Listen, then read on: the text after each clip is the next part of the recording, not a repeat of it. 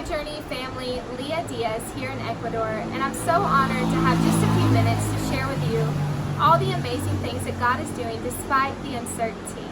If you would have told me that back in October when we were canceling your missions trip, when we were sheltering in place because of the national riots, that we'd be walking through something similar today, I would have never believed it. Nor would I have believed that it would be because of a global pandemic. I've been in quarantine now for 11 weeks, and God has really been speaking to my heart. He's reminded me how blessed I am to be a missionary. He's reminded me of the countless times that I've called upon the church, that I've called upon you to pray, and how your prayers and your faithfulness and support have carried me through. Well, for the first time, we're walking through dark times together, and so I want you to know that I am praying for you. I'm praying that there would be a hedge of protection around your families, that the church would flourish, and that we would see an awakening like we've never seen before. Thank you. I can't say that enough. I also want to give you a little update of what's happening here in Ecuador. Our national church has excelled.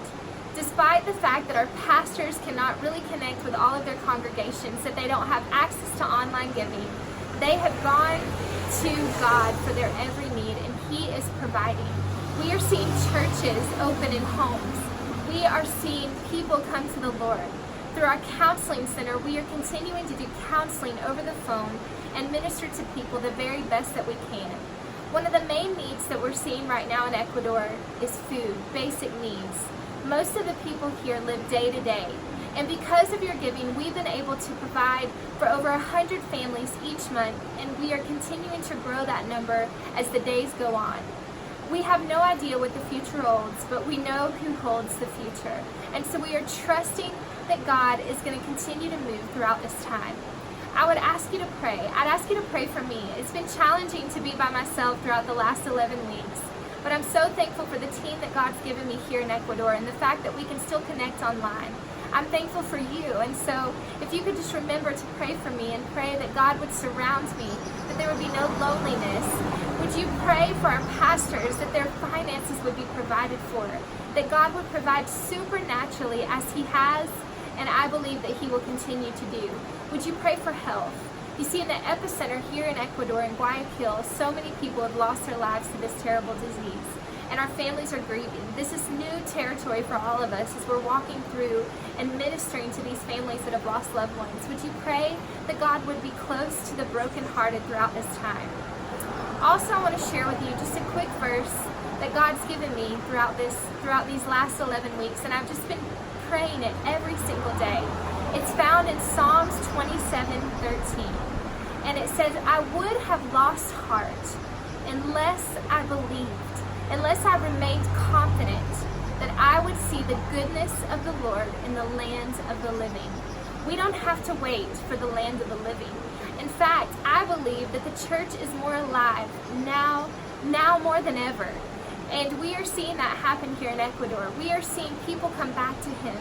We are seeing, like I said before, people come to know the Lord every single day.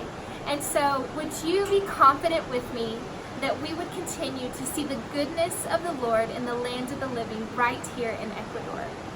I also am praying that if you, wherever you are, have been concerned, have been worried, are doubting the goodness of God, I want you to remember, just as I've done, I have just been remembering and reflecting and saying, God, you are so faithful.